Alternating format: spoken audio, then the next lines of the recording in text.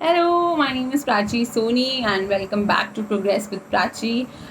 This is a short essay discussion series in which I have picked up few topics which I am actually writing essays on, and I'm here to discuss it with you. These are my personal opinions and observations and research. You might differ from what I say. So I respect all the opinions, I respect all the criticisms. We can differ. So, talking about Indian economy, is it rising or is it going nowhere?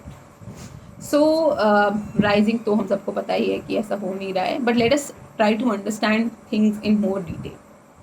Now, Indian economy was already suffering कुछ time से, and then came your demonetization, then came COVID-19, and it had worsened the situation.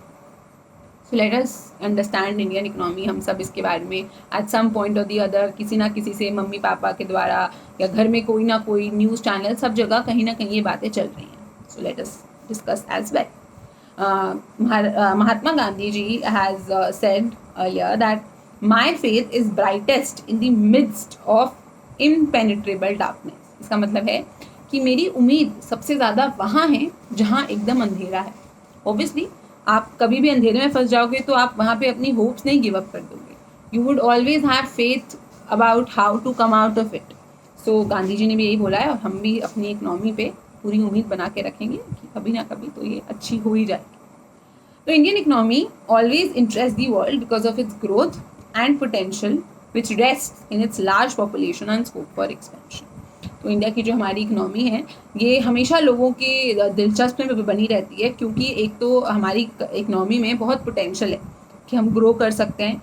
क्यों है ये potential? क्योंकि हमारी इतनी सारी जनता है, पॉपुलेशन है और हमारी कंट्री में भी स्कोप है एक्सपेंशन का. यानी कि एक वो होता है ना, ब्रिम नहीं आया है कि अभी इसके बाद हम और एक्सपेंशन के लिए हमारे पास कुछ ऑप्शन ही नहीं है क्योंकि अभी हमारा सेकेंडरी सेक्टर हमने यूज़ नहीं किया है, एक्सप्लॉइट कुछ भी नहीं. हम अभी we are in a very stage, nascent stage जिसमें आज इंडिया बहुत आगे तक जा सकता है. बहुत ग्रोथ की कैपेबिलिटी है, पोटेंशियल है और स्पेस भी है, स्कोप भी है. हर इकनॉमी चाहे कैसी भी हो उसमें कुछ फेजेस होते हैं, कुछ ग्रोथ के फेजेस होते हैं, उतार चढ़ाव होते ही हैं. चाहे इकनॉमी हो चाहे रिलेशन हो, there is a growth and decline in every relation. इसी के साथ साथ ग्रोथ और डिक्लाइन के साथ साथ सरकारें अपनी स्कीम्स, अपनी स्ट्रैटेजीज चलाती रहती हैं, सेंट्रल गवर्नमेंट, ताकि जो मार्केट के फोर्सेस हैं, आपके डिमांड सप्लाई वगैरह, इनके बीच में एक इक्विलिब्रियम बना रहे और इकनॉमी को किसी तरीके का हार्म ना. बहुत सारी ऑर्गेनाइजेशंस हैं जिन्होंने एस्टिमेट किया है कि इंडिया की जो इकनॉमी है कंपेयर टू जो हमारा हाल हुआ था 2020 में, जब हमारी इकनॉमी -23.9% हो गई थी Q1 ऑफ 2020 में. तो IMF ने प्रिडिक्ट किया है, IMF का जो वर्ल्ड इकोनॉमिक आउटलुक आया है कि आगे आने वाले साल में यानी कि 2021 में जो हमारी ग्रोथ है वो 11.5% तक जा सकती है. नाउ इकनॉमी की ये हालत हुई है जो कि कॉन्ट्रैक्शन ऑफ -23.9%, यानी कि हम इतने ज़्यादा -23.9%, आप सोच रहे हैं बहुत ज़्यादा खराब हालत हो गई थी Q1 में. जो मेजर फैक्टर है ऑब्वियसली इस डिक्लाइन के पीछे कोविड-19 है. इतना मेजर गैप शायद कभी भी नहीं आता, but this is because of कोविड-19. But corona virus is not the only reason. This Chinese virus is not the only reason, because 2016 से 2017 में से ही हमारी जो ये GDP का ग्रोथ रेट है ये कंटिन्यूसली डिक्लाइन हो रहा है.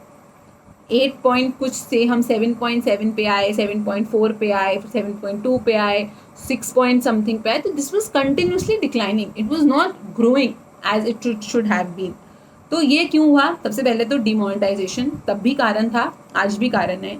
डीमोनेटाइजेशन के बारे में we have already talked about कि किस तरह से जो आपका अनऑर्गेनाइज्ड सेक्टर है उसको सबसे ज़्यादा हार्म पहुंचा था डीमोनेटाइजेशन की वजह से, क्योंकि उनके पास कोई और सोर्स नहीं था पैसे का. So still remains the factor, आज भी फैक्टर है, non performing assets. Non performing assets क्या होते हैं? लोग बैंक से लोन ले लेते हैं, लोन भर नहीं पाते हैं, बैंक का लॉस हो जाता है, उसको हम नॉन परफॉर्मिंग एसेट बोलते हैं. ये मैंने बहुत संक्षिप्त में बताया है. नॉन परफॉर्मिंग एसेट्स की जो डेफिनेशन है it's very huge and vast, because non performing assets basically means कोई भी वो जो आपको रिटर्न्स, आपकी उम्मीद पूरी खत्म हो चुकी है कि आपको उस जो लोन आपने दिया था आपको उससे कुछ पैसा नहीं मिलेगा, तो that is a complete loss from your side.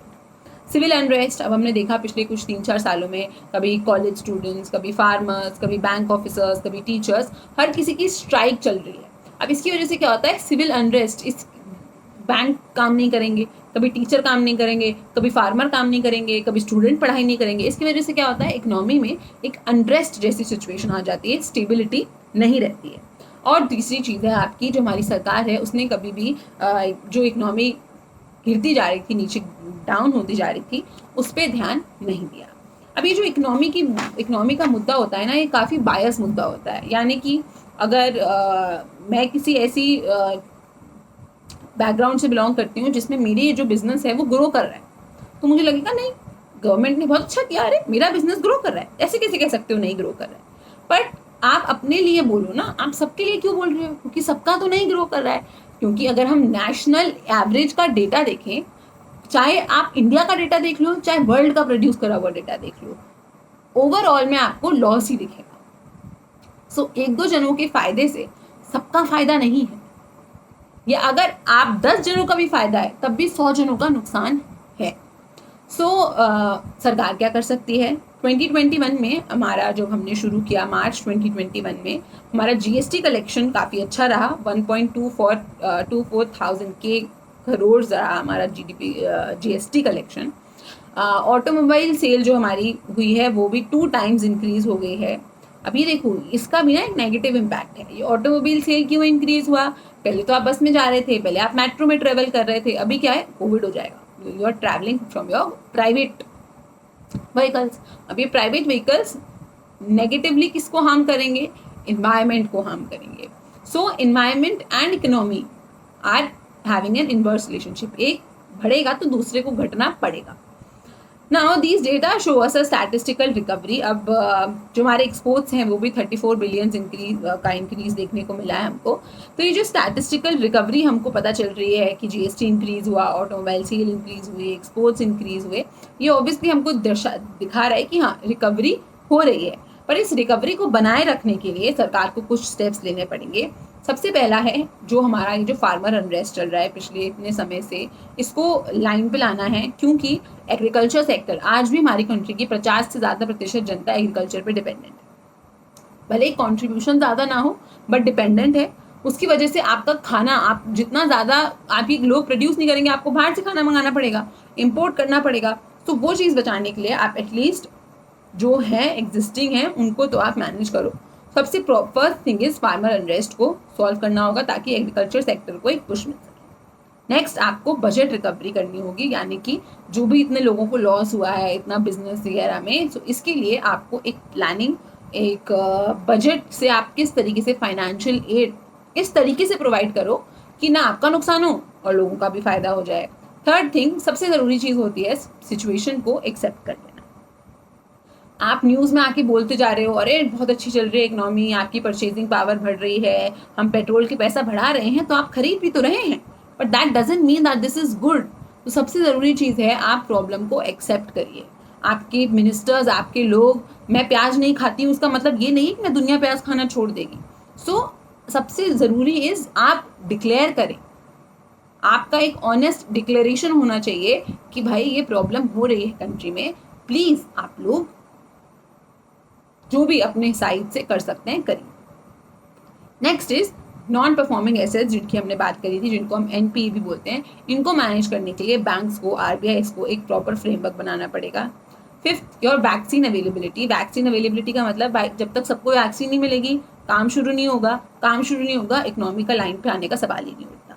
Next is your participation global economy में। ग्लोबल इकोनॉमी, एक्सपोर्ट्स, इम्पोर्ट्स, इन सब में हमको अपना पार्टिसिपेशन इंक्रीज करना होगा, विच इज़ बिकमिंग प्रॉब्लमैटिक, क्योंकि हमने देखा कि इंडिया में सेकेंड वेव भी आ रहा है, कुछ लोग कह रहे हैं अब थर्ड वेव भी आएगा, वेरिएंट्स आते जा रहे हैं। तो इसकी वजह से इंडिया का जो ग्लोबल ट्रेड है, इम्पोर्ट एक्सपोर्ट, उसको काफ़ी ज़्यादा हार्म पहुंच सकता है। सो उसको मैनेज करने के लिए there should be some steps. फिर सेवेंथ हो सकता है, this is a little bit different but it is very important.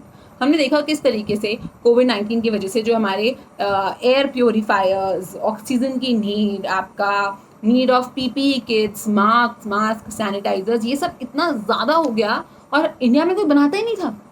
हमारे पास पीपीई किट्स नहीं थी, मास्क नहीं थे, हमको चाइना से मंगाने पड़े। इतनी बेसिक चीज़, इतनी 5 रुपए का जो आप मास्क खरीदते हो, ये भी इंडिया प्रोड्यूस नहीं कर रहा था। और ये this is a golden opportunity. हमको अपने मास्क इंडस्ट्रीज, सैनिटाइजर इंडस्ट्रीज, आपकी पीपीई किट्स की इंडस्ट्रीज, एयर प्योरीफायर्स की इंडस्ट्रीज, इन सबको इंसेंटिवाइज करना चाहिए, इन पे इनकी मैन्युफैक्चरिंग पे ध्यान देना चाहिए, ताकि ये एक सेक्टर है जो कि आज की डेट में जिसकी डिमांड बढ़ेगी, आगे भी बढ़ेगी, तो इस पे ध्यान दें। 9th इज हम इन्वेस्टमेंट इंक्रीज करनी चाहिए, फॉरेन इन्वेस्टमेंट, आपकी एफडीआई, लोकल इन्वेस्टमेंट जिस भी तरीके की हो। इन्फ्लेशन कंट्रोल, यानी कि किस तरीके से ये जो बढ़ती पैसा है, 109 रुपये, 110 रुपये जो पेट्रोल का प्राइस हो गया है, इसको कंट्रोल करना पड़ेगा, बिकॉज लोगों के पास पैसे नहीं हैं टू ऑल दीज थिंग्स। अब मेरे पास पैसे ही नहीं होंगे, मैं खर्चा ही नहीं करूँगी, खर्चा मैं करूँगी भी क्यों? मुझे पता है भाई मेरे को सेव करना है, कल को मेरे घर में कोई बीमार हो गया तो मैं कैसे उनकी इलाज कराऊंगी? तो सेविंग्स इंक्रीज हो जाएगी, सेविंग्स इंक्रीज हो जाएगी तो क्या होगा? इन्वेस्टमेंट नहीं होगी। सो ये पूरी साइकिल है, एक भी चीज़ पीछे हटी तो दूसरी चीज़ पे इम्पैक्ट पड़ेगा। जॉब्स बढ़ देना पड़ेगा, जॉब्स तो देना ही पड़ेगा। जॉब्स के बिना इकोनॉमी का सुधरना इज़ लाइक अंडे के बिना ऑमलेट बनाना। So jobs has to be given. Next है आपकी कुछ ऑब्जर्वेशन के बारे में हम बात करते हैं कि किस तरीके से जो हमारी -23.9% का जो हमारा कॉन्ट्रैक्शन हुआ था, उससे थोड़ा सा सिचुएशन बेटर हुई। जो हमारा सेकेंड क्वार्टर था उसमें -7.3 कॉन्ट्रैक्शन हुआ। फिर हमने थर्ड क्वार्टर में, फाइनेंशियल ईयर का जो थर्ड क्वार्टर होता है आपका नवंबर दिसंबर वाला, उसमें हमने कुछ पॉजिटिव ग्रोथ देखा, दैट वाज योर +0.4%। तो ये श्योरली इंडिकेट कर रहा है कि हम अगर पुराने टाइम से कंपेयर करें, मतलब थोड़ा सा सिचुएशन बेटर हुई है, बट आज भी जो पोस्ट कोविड सिचुएशन थी, यानी कि आप देखो हम +7 पे थे, आज हम -7 पे, -7 की बात करें, -7 तो -23 की बात करें। सो इसकी वजह से एक ऐसा गैप क्रिएट हो गया है जो कि कभी नहीं भर पाएगा। जो आपकी इकोनॉमी में ये -23.9% का गैप आया, ये हम कभी भी इसको दोबारा से फिल नहीं कर पाएंगे, एक परमानेंट गैप आ गया है। सेकेंड वेव की वजह से ये सिचुएशन और भी ज़्यादा ख़राब हो गई है, बट हमारा फोकस होना चाहिए मैन्युफैक्चरिंग पे, क्योंकि मैन्युफैक्चरिंग इंडस्ट्री एक ऐसी इंडस्ट्री है जिसमें डायरेक्ट कॉन्टैक्ट नहीं है। मुझे जो मशीन्स बनानी है, हम दूर दूर खड़े होंगे, वो एक पूरे सप्लाई चेन जो आपका मशीन सिस्टम होता है, उसमें ज़्यादा लोगों का एक साथ आना नहीं है, जैसा एग्रीकल्चर में हो गया, या जो आपकी सर्विस सेक्टर होती है, आप स्कूल में बहुत सारे लोग, टीचर आप मिलेंगे, स्टूडेंट्स मिलेंगे, ट्रेड में बहुत लोग इन्वॉल्व होते हैं, टूरिज्म में आप दुकानदारों से मिलेंगे, होटल से मिलेंगे, कहीं घूमने जाएंगे। सो इन सेक्टर्स में ऑब्वियसली सेटबैक आएगा, बट मैन्युफैक्चरिंग इंडस्ट्री एक ऐसी इंडस्ट्री है जो इस टाइम में भी ग्लो कर सकती है, तो उस पर ध्यान देना चाहिए। हमारे गवर्नर, फॉर्मर गवर्नर, आरबीआई के गवर्नर डॉक्टर शक्तिकांत दास ने अपने एड्रेस में बोला कि किसी भी कंट्री के आपको कैपेबिलिटी पे शक नहीं करना चाहिए, हर कंट्री बाउंस बैक करती है। तो चाहे कितनी भी सिचुएशन ख़राब हो, वर्स हो, प्लानिंग नहीं रुकनी चाहिए। कोई मर रहा है, मरने नहीं दिया जाएगा ना उसको। आप पूरी कोशिश करते हो कि उसको बचाया जाए, बेस्ट से बेस्ट ट्रीटमेंट दिया जाए, बेस्ट से बेस्ट दवाइयाँ प्रोवाइड करी जाएँ, तो वही प्लानिंग करने की ज़रूरत है। सिचुएशन तो ख़राब हो ही रही है, सबको दिख रहा है, बट आप उस सिचुएशन को ख़राब ना होने के लिए क्या स्टेप्स ले रहे हो, दैट इज़ वेरी इंपॉर्टेंट। तो हमारी तरफ से तैयारी में कुछ कमी नहीं होनी चाहिए। Result is not in our hands but the preparation is. So that's it for today. Economy का डिस्कशन थोड़ा सा डिप्रेसिंग हो ही जाता है, but I hope this helps. आपको कुछ आइडिया मिला हो कि हम किस तरीके से सिचुएशन को बेटर कर सकते हैं, और आप भी अपने कुछ ओपिनियंस इसमें ऐड कर सकते हैं।